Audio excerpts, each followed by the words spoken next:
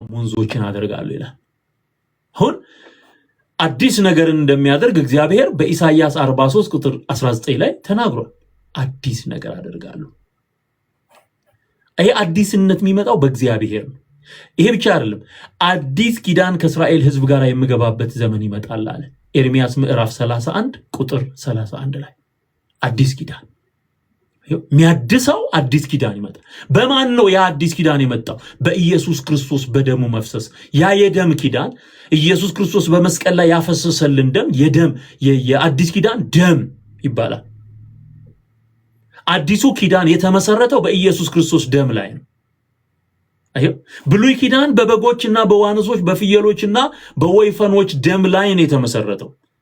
ምክንያቱም ያ ብሉይ ኪዳን ከተሰጣቸው በኋላ ሙሴ ያንን የምስክር ደም በህዝቡ ላይ ረጨው። ያ ኪዳን ጸና። ወደ አዲስ ኪዳን ስትመጣ፣ ወደ ተሻለው ኪዳን ስትመጣ፣ ወደምትታደስበት አዲስነትን ወደምታገኝበት ኪዳን ስትመጣ የኢየሱስ ክርስቶስ ደም ነው በእግዚአብሔርና በሰው መካከል ሆኖ ኪዳኑን የመሰረተው ማለት ነው። ስለዚህ አዲስነትን እግዚአብሔር በልጁ በኩል እንደሚያመጣ ነው ሲናገር የነበረው እንጂ በፍጥረት ወይም ደግሞ በማርያም በኩል አይደለም። በማርያም በኩል አይደለም። ይሄ ኢየሱስን ለመሸፈን የተደረገ ጥረት ነው እና መታደስን ፍጥረት እንዴት እንደሚያገኝ ራሱ ሲናገር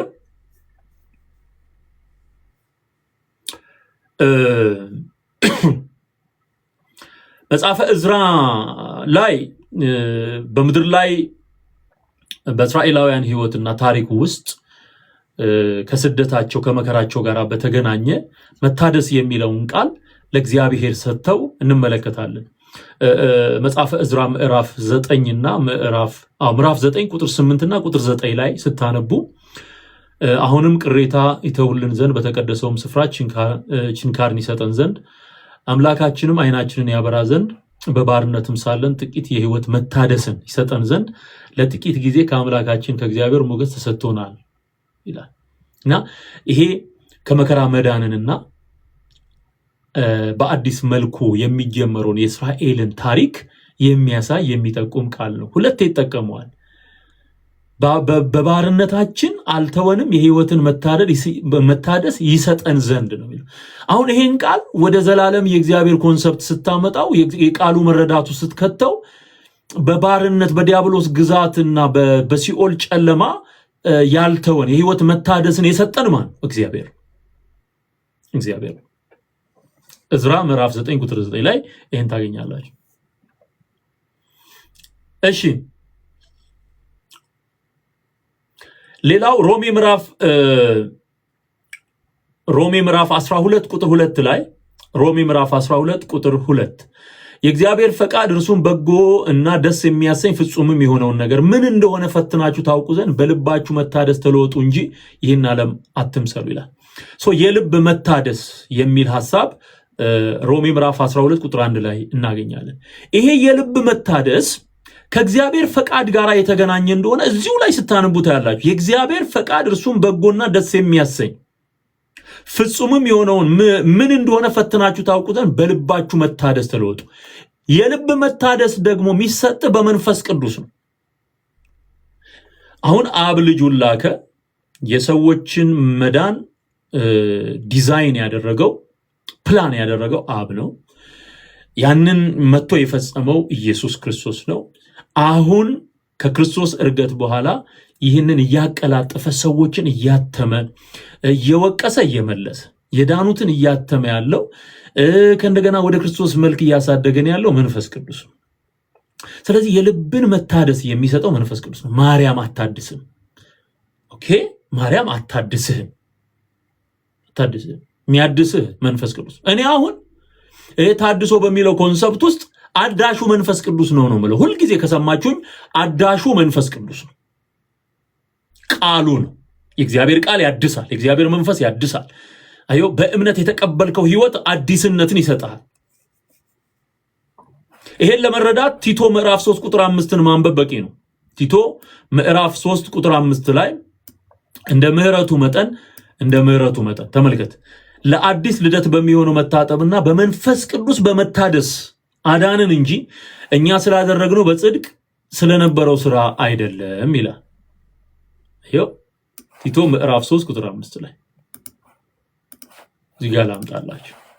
ስለዚህ ፍጥረት ባንቺ ታደሰ የሚል አጋንንታዊ ድርሰት ከምድራችን ላይ መወገድ ያለበት አንዱ ጉዳይ ነው። እንዴት ይዘገንናል ወገኖቼ! ስለዚህ አሁን እዚህ ላይ የምትመለከቱት የእግዚአብሔር ቃል የሚያሳየው እንደ ምሕረቱ መጠን ለአዲስ ልደት በሚሆነው መታጠብና በመንፈስ ቅዱስ በመታደስ ነው የሚለው። የዳነው ፍጥረት የሚድነው በመንፈስ ቅዱስ በመታደስ ነው። ፍጥረት ባንቺ ታደሰ የሚል የአጋንንት ድርሰት፣ ይሄ ደግሞ በዜማ ተቀነባብሮ ሌሊቱን ሙሉ በስፒከር በማይክሮፎን እንትን ብሎ የሰው ጆሮ ማደንቆር ምንም ትርጉም የለውም። እግዚአብሔርን አትቃወሙ፣ የእግዚአብሔርን ቃል አትቃወሙ፣ መንፈስ ቅዱስን አትቃወሙ። ማርያም አዳሽ አይደለችም፣ ታዳሽ ናት። ማርያም አዳኛ አይደለችም፣ መድኃኒት የሚያስፈልጋት ናት። just like me and you የባሪያይቱን ውርደት ተመልክቷል የምትል፣ በአምላኬ በመድኃኒቴ ነፍሴ ሐሴት ታደርጋለች የምትል፣ የባሪያይቱን ውርደት ተመልክቷል የምትል ሴት ናት ማርያም። አዳሽ አይደለችም፣ ታዳሽ ናት። አሜን። ይሄን አድርሱላችሁ። ምን እንደሚባል በግዕዝ ይወቁት። በነገራችን ላይ አሁን ይሄ በእንትን ነው የሚያነቡት ብዙ ጊዜ ኦ ዝመንክር ወእጹብ ዝንቱ ነገር ኦ ማይዶት ዘባሃቤኪ አደው አበው ቀደምት እሞት ውስተ ህይወት ኦ ምዕራግ ምድር እስከ ሰማይ። ይሄ ከምድር እስከ ሰማይ መሰላ ምዕራግ ይሄው ወብኪ ተሐደሰ ቀዳሚ ኩሉ ፍጥረት ሁሉ መጀመሪያ ባንቺ ታደሰ።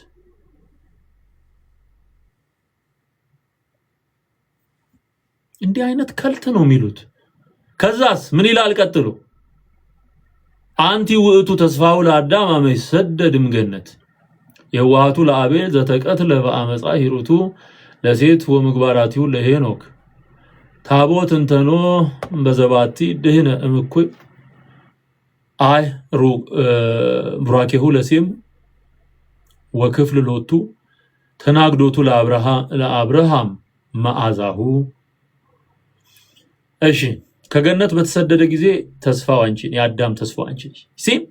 አሁን ፍጥረት ባንቺ ታደሰ የሚለው ኮንሰፕት ከዚህኛው ጋር ስታያይዘው አዳምና ሔዋን ዘሩ በሙሉ የሰው ልጅ በሙሉ ተስፋው አንቺ ነሽ ነው እያሉ ያሉት። ከዚህ በላይ እግዚአብሔርን መቃወምና የጌታን ቃል መካድ ከዚህ ሌላ የት ልታይ? ሌላ ዓለም ላይ እንዲህ አይነት አመጽ የለም ብራዘር፣ የለም እንዲህ አይነት አመጽ። በጣም አደገኛ አመጽ ነው እየተሰራ ያለው፣ አደገኛ አመጽ። ይሄ በመዝሙር ይባላል። አዳምን ተስፋ ሲሰጠው ሰኮናውን ትነክሳለህ አለው እባብ። እሱ ደግሞ ራስህን ይቀጠቅጣል አለ። ውእቱ ይቀጠቅጥ ርእሰከ እና ይቀጠቅጥ። አሁን ተመልከቱ ሮሜ ምዕራፍ 16 ላይ ሰይጣንን ፈጥኖ ከእግራችሁ በታች ይቀጠቅጠዋል ይላል። ይቀጠቅጠዋል። አሁን ቀጥቃጩ ማን ነው? አየው፣ ቀጥቃጩ ማን ነው? ድል አድራጊው ማን? ኢየሱስ። ቆዳ አልብሷቸዋል። አዳምና ሔዋንን ቅጠል ነበር ያገለደሙት፣ ቆዳ አለበሳቸው። የታረደ በግ አለ ማለት ነው። በምሳሌ ያሳያቸው ነገር አለ። ኢየሱስ የእግዚአብሔር በግ ተብሎ ተጠርቷል። በዮሐንስ ወንጌል ምዕራፍ 1 ቁጥር 29 ላይ ስታነቡ የዓለምን ኃጢአት የሚያስወግደው የእግዚአብሔር በግ እነሆ ብሎ ኢየሱስን አሳየ ዮሐንስ። ኢየሱስ የእግዚአብሔር በግ ነው። አዳም ተስፋ ያደርግ የነበረው ማርያምን ሳይሆን ኢየሱስን፣ የእግዚአብሔርን ልጅ መገለጥ ነው ይጠባበቅ የነበረው። የኢየሱስን መምጣት ነበረ በተስፋ ሲጠባበቅ የነበረው እንጂ ማርያምን አይደለም ተስፋ ሲያደርግ የነበረው።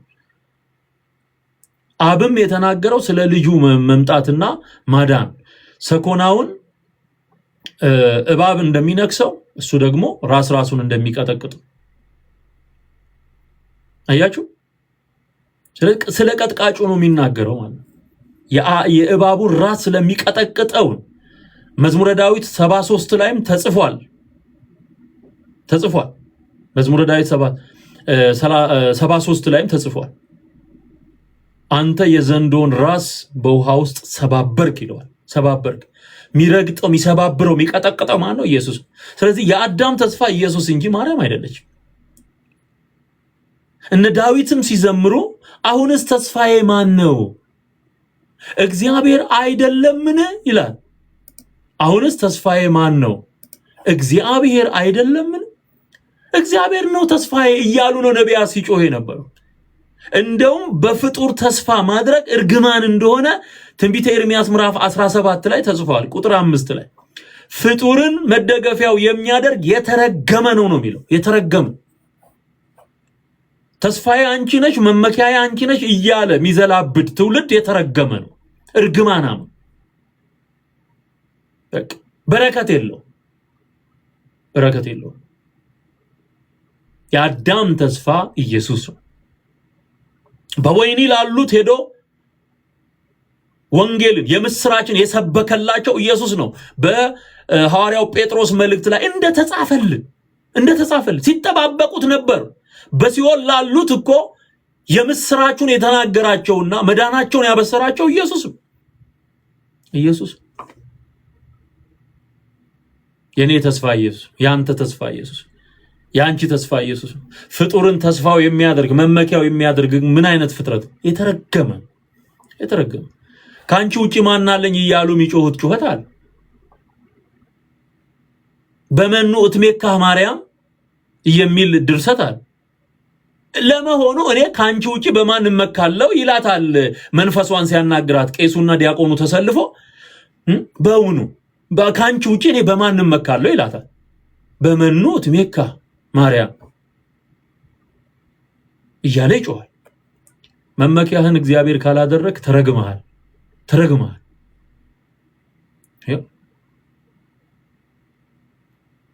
ስለዚህ ያዕቆብ መሰላል ፍጥረት ሁሉ ከሞት ወደ ሕይወት የተሻገረበት ድልድይ ኢየሱስ ክርስቶስ ሌላ የበቀለችና ያበበች ያፈራች በትር አንቺ ነሽ ይላል የአሮንን በትር ምሳሌ ያደርጋል የአሮን በትር ማርያም አይደለችም የአሮን በትር ኢየሱስ ነው በነገራችን ላይ ዘሩን ያያል ተብሎ በኢሳይያስ ምዕራፍ 53 ቁጥር 13 ላይ ተጻፈለት ኢየሱስ ሃሌሉያ አሮን በትሩ እንደለመለመች መጽሐፍ ቅዱስ ስናነብ እንረዳለን የሙሴ በትር ወደ እባብነት ሲቀየር እናያለን ታምራት ስታደርግ እናያለን የአሮን በትር ሲለመልም እናያለን ይሄ ልምላሜ የደረቀውን ፍጥረት ተስፋ ቢስ የሆነውን ዓለም በደሙ ፈሳሽነት በመስዋዕትነቱ የሚያድነውና ፍሬያማ አድርጎ ወደ እግዚአብሔር መንግስት የሚመልሰው ኢየሱስ መሆኑን የሚያሳይ ምሳሌ ነው እንጂ ማርያም አይደለች እነዚህ ነገሮች 16 ኪዳነ ምሕረት ተብሎ በተሰራው ስርዓት ውስጥ ሰዎች በማርያም ስም ለምትጠራው መንፈስ ቀናትን ሰዓታትን ያለ ምግብ በመቆየት ያለ ውሃ በመቆየት ይሄንን ጸሎት መሰል እርግማን በመጮህ የክርስቶስን የማዳን ስራ ለፍጡር በመስጠት ከእንደገና ደግሞ አጋንንትን በማምለክ የሚወጡት የሚያሳልፉት ጊዜ እግዚአብሔርን መቃወም ማለት ይሄ ነው ኦኬ ሁለተኛው ሐሳብ ላይ እንሂድና ምን የሚል ቃል እናገኛለን ወጋው በጌታ በኢየሱስ ተሳዳቢ መንፈስ የተመታ ይሁን እሺ እዚህ ጋር ተመልከቱ ይሄውን ሁሉ ጊዜ የሚባል ሁሉ ጊዜ ይሄ ሳይባል አይዋልም ማለት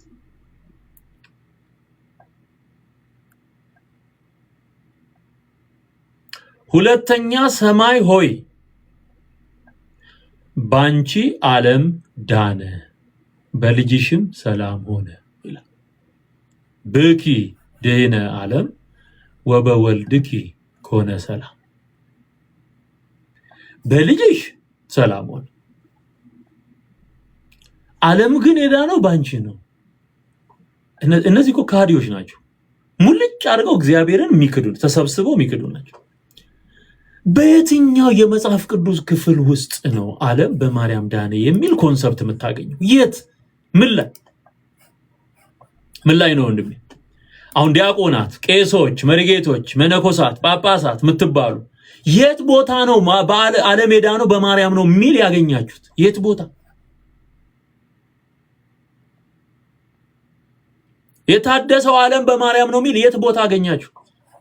እንደውም ቅድም በነበረው እንትን ላይ ጥቅስ ላይ አንድ የዘለልኩት አለ። ዕብራውያን ምዕራፍ 9 ቁጥር 9 ላይ ይህም ለአሁኑ ጊዜ ምሳሌ ነው፣ እንደዚህም መባና መስዋዕት ይቀርባሉ፣ እነዚህም እስከ መታደስ ዘመን ድረስ የተደረጉ ስለ ምግብና ስለ መጠጥም ስለ ልዩ ልዩ መታጠብም የሚሆኑ የሥጋ ስርዓቶች ብቻ ናቸውና የሚያመልከውን በህሊና ፍጹም ሊያደርጉት አይችሉም በማለት ኢየሱስ የተገለጠበትን ዘመንና መስዋዕት የሆነበትን ጊዜ የመታደስ ዘመን ይለዋል የዕብራውያን ጸሐፊ። የመታደስ ዘመን ያደሰው ኢየሱስ ነው። ያዳነን ኢየሱስ ነው። ከየት አምጥተህ ነው በአንቺ ዓለም ዳነ ብለህ ምትጮኸው? ዜማ ሰርተህ እንዴት አይዘገንንም? እኔ እኮ በመዝሙርም በስብከትም መልክ እኮ ማቀርብላችሁ እኮ እንድትድኑ እኮ ነው ኦርቶዶክሳውያን ወንድሞችና እህቶች። አሁን ሰሞኑን የወጣው መዝሙር ላይ በዚህ በአዋሳው ጉባኤ ላይ ናና ኢየሱስ በሚሊኒየሙ ጉባኤ ላይ የተለቀቀው ነው። አዋሳ ላይ በነበረን ክሩሴድ ደግሞ የተለቀቀው አማላጄ የሚለው መዝሙር ነው። አማላጄ ኢየሱስ አማላጄ፣ አማላጄ ኢየሱስ አማላጄ፣ አማላጄ አንተነ ወዳጄ፣ አማላጄ የገዛ ደምህን፣ አማላጄ ኢየሱስ አማላጄ። አማላጄ ይዘህ የገባህ የዘላለም ካህን ዋስትና ይሆን አንተ ስላለህኝ ሳልሰጋ ኖራለሁ። አዮ ከሳሼ ተጥሏል፣ አመሰግናለሁ። ከዛስ ኪዳነ ምሕረት ኢየሱስ ነው የዓለም ቤዛ የሆነው፣ የዓለም ቤዛ የሆነው የዓለም። ሃሌሉያ።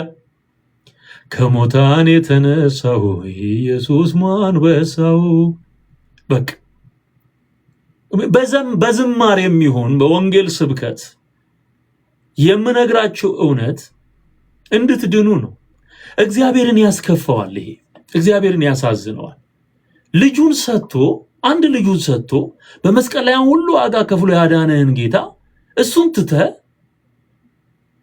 ኪዳነ ምሕረት ማርያም ስትል ቤዛዊተ ኩሉ ዓለም ስትል የፍጥረት መታደስ አንቺ ነሽ ስትል ይሄ እኮ ጸብ እኮ ነው ወንድሜ። አባቶች የተባላችሁ ይሄ እኮ ከእግዚአብሔር ጋር ጸብ ነው። ይሄ እኮ እግዚአብሔርን መቃወም፣ መንፈስ ቅዱስን መቃወም ነው፣ መንግስቱን መቃወም ነው፣ ቃሉን መቃወም ነው። በምን ቋንቋ እንደምነግራችሁ አላውቅም። እንዴት እግዚአብሔርን ሊያስከፋው እንደሚችል ቢገባችሁ ብትረዱት።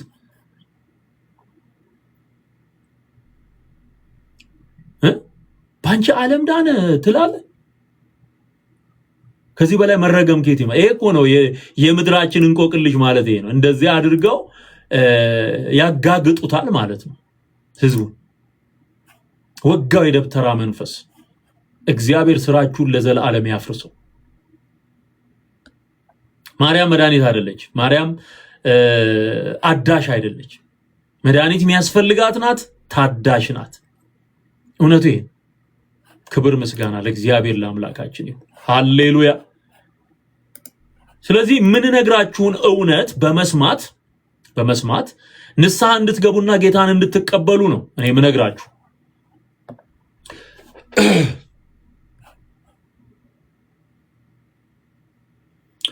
ኢየሱስ ካዳነ በኋላ ላንተ ምሕረት የሚለምን ሌላ ሰው አያስፈልግህም። በህይወት ካለው ወንድምህ ውጪ በጸሎት ሊያግዝ ከሚችለው ወንድምህ ውጪ የሞቱ ሙታንን ሰአሊ ለነ ቅድስ ሰአሉ ለነ እያላችሁ የምትጮሁት ጩኸት አሁን በዚህ በሰሞኑ በ16 ጾም በሚባለው የምትጮሁት ጩኸት ማዋጣ ጩኸት ትርጉም የሌለው ጩኸት ሃሌሉያ ሃሌሉያ ይልና ይእቲ ማርያም እምነ ወእሙ ለእግዚእነ ሰአሊ በእንቲአነ ከመ ይምሃረነ ወይሰሃለነ ያሰርኢ ሂሩቱ በላይሌን አዮ ለምኝልን ከመ ይምሃረን እንዲምረንና እንዲራራልን እና ምሕረቱን በእኛ ላይ ያገነው ዘንድ ቸርነቱን ያሳይ ዘንድ ይቅር ይለን ይምረን ዘንድ ለምኝልን። አሁን ኢየሱስ ተሰቅሎልሃል። በሰማይ ላንተ ሚለምንና ሚንከባለል ሰው አያስፈልግም። ራሱ ሚለምንልህ ሚማልድልህ ኢየሱስ ነው። አማላጅም እሱ ነው፣ አዳኝም እሱ ነው። አሁን ካንተ የሚጠበቀው በልብ አምነህ በአፍ መመስከር።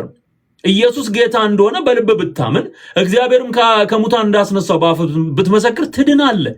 ሰው በልቡ አምኖ ይጸድቃል፣ በአፉ መስክሮ ይድናልና። አለቀ። ዓለም በልጁ እንዲድን እንጂ እንዳይጠፋ እግዚአብሔር አንድያ ልጁን እስኪሰጥ ድረስ ዓለሙን እንዲሁ ወዷልና። ዮሐንስ ወንጌል ምዕራፍ 3 ቁጥር 16። በቃ የተሰጠ ስጦታ አለ። እሱን ትቀበላለህ፣ ትድናለህ። ለምኝልን፣ በዚህ ውጪልን፣ በዚህ ግቢልን የለም። ድራማ የለም በሰማይ። ስራው ተሰርቷል፣ አልቋል። የተሰራውን ስራ ተቀብለ አምነ ትድናለህ። ይሄ ነው ካልኩሌሽኑ። ሳልቬሽን በዚህ መንገድ ነው። በማርያም በኩል ወደ አንተ የሚመጣ በልመና የሚመጣ ሳልቬሽን የለም። መዳን በእምነት በኩል በጸጋው ነው የምትድነው። ታምናለህ፣ ጸጋው በእምነት ያድናል።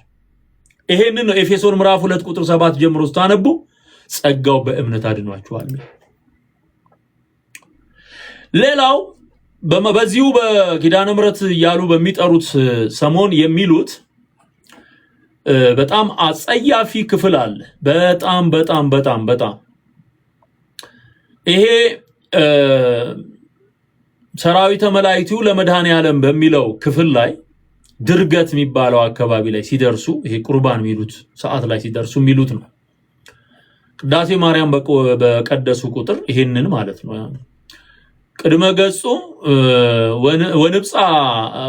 ወንብጻ ቅድመ ገጹ ለመድኃኔ ዓለም በአሚነ ዚአሁ ለክርስቶስ ንገኒ በአሚነ ዚአሁ ለክርስቶስ ንገኒ ምን ማለት ነው? በማመን ለክርስቶስ እንገዛለን ማለት ነው።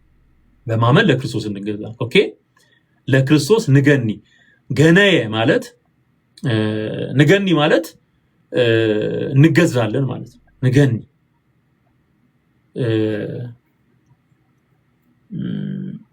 ግናይ ከእንደገና ደግሞ ገነየ ገዛ ማለት ነው። ግሱ ሲረባ ማለት ነው። የዚህ የግዕዙ ማለት ነውና እንገዛለን ማለት ነው። ንገኒ የሚለው ቃል ለክርስቶስ ንገኒ። እሱም ብሎ ቢያበቁ ጥሩ አይደል? እለይቤሉ በአሚነ ዚአሃ ለማርያም ንገኒ ምን ማለት ነው? እርሷን በማመን ለማርያም እንገዛለን። ስማ እንግዲህ የሚሉትን ስማ። አሁን ይሄ በአማርኛ አይሉልህም፣ በግዕዝ ነው የሚባለው።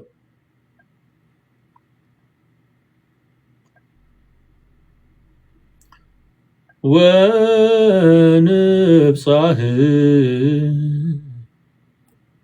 ዜማው ትዝ እንዲላችሁ ማለት ነው። በተለይ ኦርቶዶክሳውያን እዚህ ውስጥ ያላችሁ ሰዓቱን ሲደርስ እንድታውቁት ለመድኃኔ ዓለም የሚለው ፓርት ላይ ማለት በአሚነ ዚአሁ ለክርስቶስ ንገኒ እንደሚለው ለማርያም ንገኒ። አሁን መምረጥ አለብህ ብራዘር። ቆም በልና ለማን ነው መገዛት የምትፈልገው? ለማን? ለእግዚአብሔር ወይስ ለማርያም? ሁለት እግር አለኝ ተብሎ ሁለት ዛፍ ላይ አይወጣም። በዚህ በኩል ለማርያም እገዛለሁ፣ በዚህ በኩል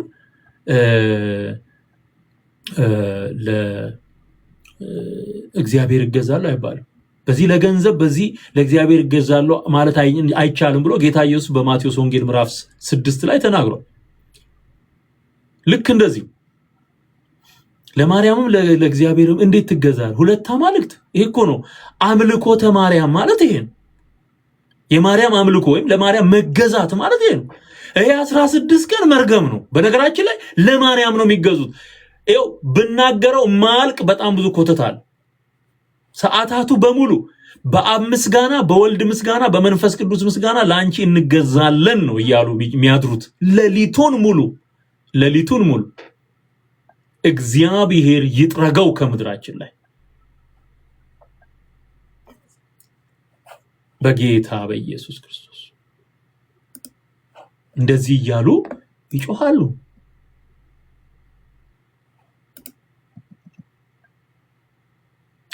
የመጨረሻውን እስቲ ላሳያችሁና ጊዜ ለመቆጠብ ሰሞኑን እንደዚህ ያሉ ነገሮችን እናነሳለን።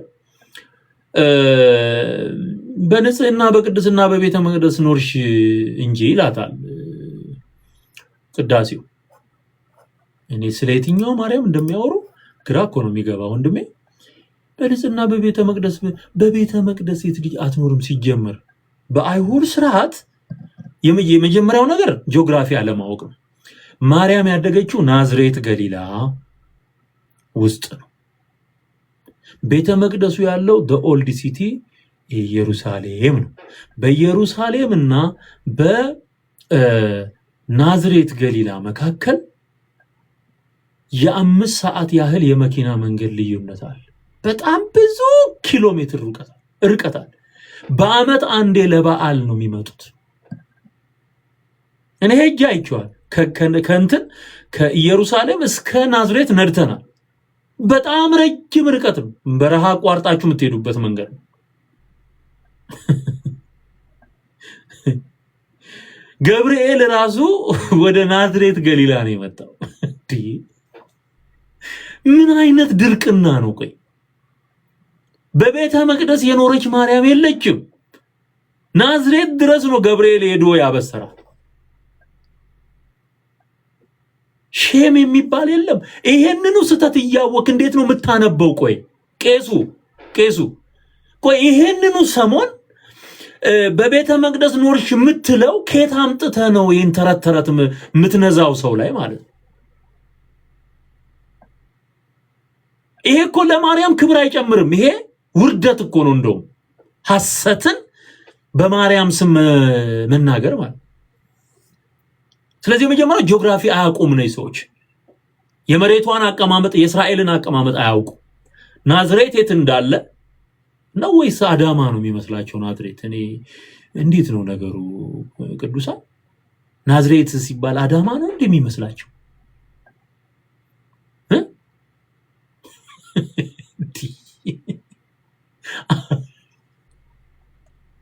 አዳማ አረጉት እኮ።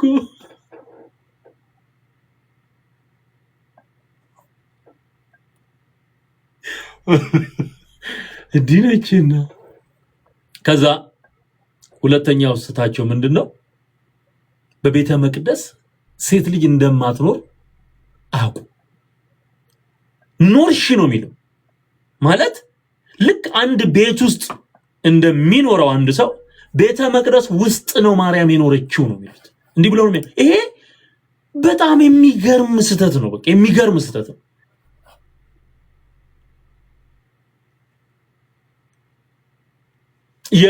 የብሉይ ኪዳኑን ጥብቅ ሕግ ሰው ካወቀ ከሴት ልጅ ጋር በተገናኘ አይሁድ ያላቸውን ጠበቅ ያለ ስርዓት መጽሐፍ ቅዱስ አንብቦ የተረዳ ሰው እንዲህ አይነት ስተት ሊናገርና ቅዳሴ ብሎ ሊጮህ አይችልም።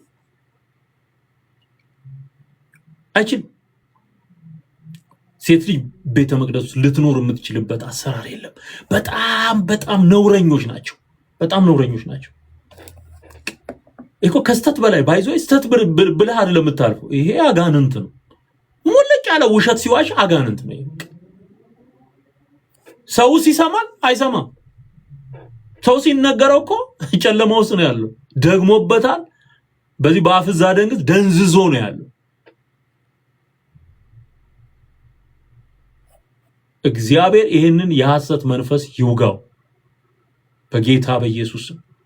ደግሞ ይሄ እኮ በዓል ሆኖ ስራ ይዘጋልን እያሉ አይደል? እነ ሮዳስ እነ ደብተራ ሮዳስ ማዘጋት አለብን ይላሉ። መንገድ ዘግተ ካላንደር ዘግተ ትችሏል። ከዛ ምን ይላሉ? እውነት ለማስመሰል ድንግል ሆይ ምድራዊ ህብስትን የተመገብሽ አይደለሽም፣ ከሰማይ ሰማያት የበሰለ ሰማያዊ ህብስትን ነው እንጂ ይላል። ይሄ ትረካል። አሁን የህይወት እንጀራ እዚህ ላይ እንደውም ጥቅሱን ጽፌላችኋለሁ። ዮሐንስ 6 ላይ የህይወት እንጀራ ከሰማይ የወረደ እንጀራ ኢየሱስ ነው። እሱ እንኳን ይሄንን ሲናገር ስለ በርሱ ስለማመንና ስለመዳን ነው እየተናገረ ያለው። የህይወት ውሃ ተብሎ ተጠርቷል ኢየሱስ ክርስቶስ። ወይኑንና ያንን ዳቦ ሲሰጣቸው ለመታሰቢያ አድርጉት ብሎ ሲሰጣቸው እናያለን። የሉቃስ ወንጌል ምዕራፍ 22 ላይ፣ ማቴዎስ ወንጌል ምዕራፍ 26 ላይ። አሁን ስፔሻሊ ለማርያም ቤተ መቅደስ ለምትኖረዋ ማርያም፣ ለኦርቶዶክሷ ማርያም ኤቭሪ ሲንግል ዴይ ዴሊቨሪ አላት። ኡበር ኢት ምናምን አሁን እንደሚባለው ማለት ነው። ኡበር ኢት ፋኑኤል የሚባል መልአክ ነበር አለ። ትዝ ይላችኋል? ዘበነን አቅርቤላችኋለሁ። ይሄ ፋኑኤል የሚባለው መልአክ ዴሊቨሪ በየቀኑ ሰማይ እየበሰለ ሰማይ እሳት ነዶ በስሎ ቂጣው ዳቦ ይመጣል። ህብስት እዛ መልአክ ጋግረው። አንተ እኮ ቀላል ቀለዱ እንደዚህ ህዝብ ላይ በእግዚአብሔር። ለኢየሱስ እንኳን ይሄ ህብስት አልወረደለትም። አንተ ለማርያም እንደዚህ ከወረደ እንዴት ነው ኢየሱስ ተራብኩኝ እያለ ያልወረደለት ብላ አትጠይቅም? እሱ እየተራበ ተራብኩኝ እያለ ጌታ ኢየሱስ አንዳች የሚበላላችሁን እያለ ይጠይቃል። እነሱ ኤቭሪ ሲንግል ዴይ በየቀኑ ፋኑኤል መልአክ ክንፉን እያማታ ዴሊቨሪ ብሬድ ዴሊቨሪ እየያዘ ይመጣልሃል ይላል። እየያዘ ይመጣና ደግሞ ክንፉን ከልሎ ነው የሚያጎርዘው። ደበቅ አድርጎ ሌሎቹ እንዳይቀኑ ክንፉን ከለል ያደርግና ፊድ ያረጋታል ማርያምን ይላል።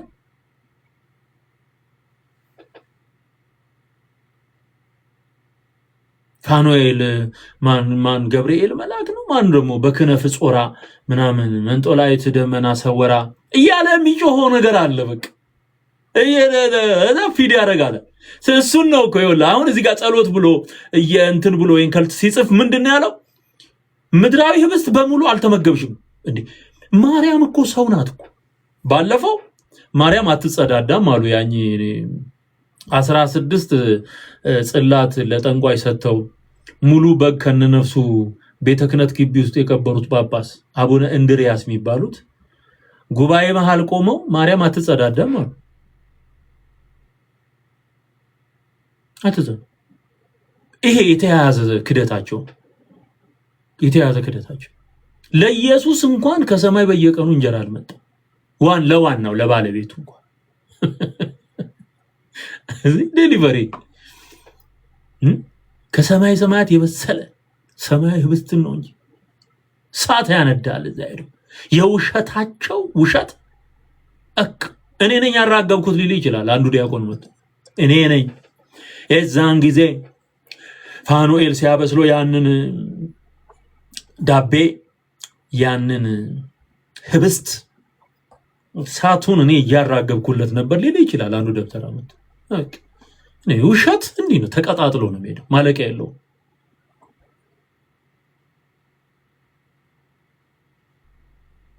ከዛስ ወደ መጠጥ ይሄዳል።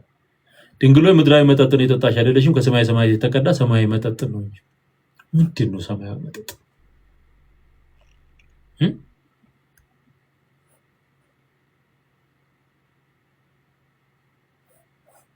እና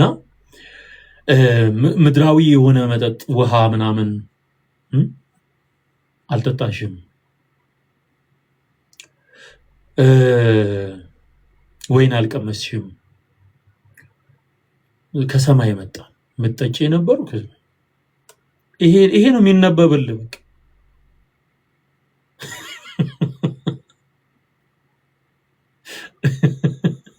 ይሄ እየተነበበ 16 የሚባለው እየተነበበ ነው።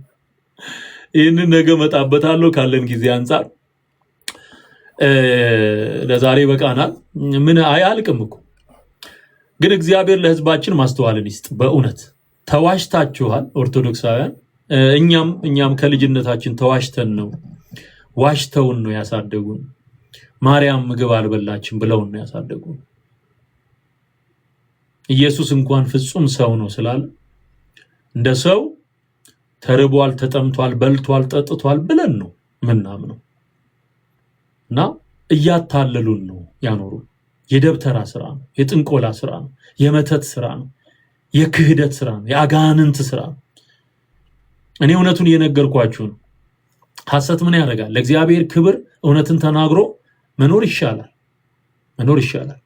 አሁንም ከዚህ አይነት ጨለማ ውስጥ እንድትወጡ የዚሁ አካል ነው። ተነሳች፣ አረገች፣ በአብ ቀኝ ተቀመጠች የሚለው የዚሁ ተረት አካል ነው። አልበላችም፣ አልጠጣችም፣ ቤተ መቅደስ አደገች። ናዝሬት እንዳደገች መጽሐፍ ቅዱስ የተናገረ ቤተ መቅደስ አደገች ኢየሩሳሌም የሚሉ ውሸታሞች የፈበረኩት ተረት ነው። ማርያም ተነሳች ከሞት የሚለው ተረት የአጋንንት ትምህርት ነው። ከሰማይ ከወረደው በቀር ወደ ሰማይ የወጣ ማንም የለም ብሎ መጽሐፍ ቅዱስ በዮሐንስ ወንጌል ምዕራፍ 3 ላይ ዘግቶታል። ራሱ ከሰማይ የወረደው ኢየሱስ ነው ወደ ሰማይ ወጣው ሲያርግ ያየነው ምስክርነት ያለው። ስለዚህ አልበላችም፣ አልጠጣችም፣ አልተጸዳዳችም የሚለው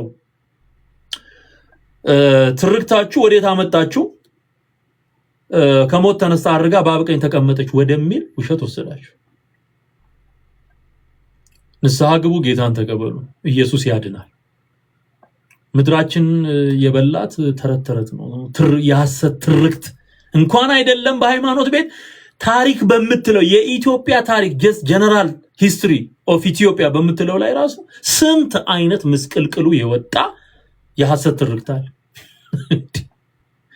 በነገራችን ላይ እነዚህን የሐሰት የሃይማኖት ትርክቶች የሚተርኩት ናቸው የኢትዮጵያን ታሪክም ሲጽፉ ምናየው። በእጃዙር የደብተራው ተጽዕኖ አለ፣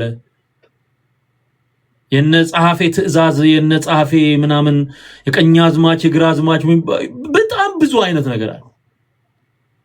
ጥሩ ነገሩን ጻፍ፣ ጥሩ ያልሆነውን እለፈው፣ ዝለለው፣ ጸያፍ ነው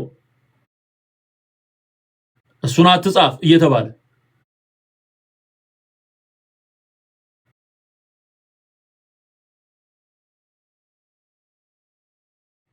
ይሄ የተጻፈው የእግዚአብሔር ቃል ይሻላል። የእግዚአብሔር ቃል መጽሐፍ ቅዱስ ይሻላል ወንድሜ። ስለዚህ ፍጥረትን ያደሰው ኢየሱስ ነው፣ እግዚአብሔር ነው፣ ዓለሜዳ ነው፣ በክርስቶስ በኢየሱስ ክርስቶስ ነው፣ በኢየሱስ ክርስቶስ ነው። ይህንን እውነት ካልተረዳችሁ፣ ይህንን የእግዚአብሔርን ኃይልና የማዳኑን ስራ አምናችሁ ካልመሰከራችሁ አትድኑ። እውነታው። ስለዚህ ንስሐ ግቡ፣ ጌታን ተቀበሉ። ምናልባት በዚህ ትምህርት የበራላችሁ እውነት ካለ ጌታን መቀበል የምትፈልጉ ሰዎች ካላችሁ አሁን ጊዜው ለእናንተ ነው። ጌታን መቀበል ፈልጋለሁ የምትሉ አንድ ቁጥር ጻፉልኝ፣ አንድ ቁጥር ጻፉልኝ። ንስሐ መግባት የምትፈልጉ፣ ጌታን መቀበል የምትፈልጉ አንድ ቁጥር ብቻ ነው ከስማችሁ በታች የምትጽፉት። ከዛ ጸልየን እናበቃለን ማለት ነው። ክብር ለእግዚአብሔር ይሁን። ኑ ጌታ ኢየሱስን ተቀበሉና ዳግመኛ ትወለዳላችሁ፣ የእግዚአብሔርን መንግስት ትወርሳላችሁ፣ አዲስ ፍጥረት ትሆናላችሁ፣ ትድናላችሁ፣ በመንፈስ ቅዱስ ትታተማላችሁ። አሜን ነው። ይሄንን ነው መመክራችሁ። መጽሐፍ ደግሞ የምትፈሩ ካላችሁ ጸሎቱን አብረን መጸለያችን አይቀርም። ባላችሁበት ቦታ እጆቻችሁን አንስታ እንኳን እግዚአብሔር ረዳችሁ። ይህን ጸሎት የጸለያችሁ ወገኖች ሁሉ ተባረኩ። አሁንም የእግዚአብሔር መንፈስ እንደሚረዳችሁ አምናለሁኝ።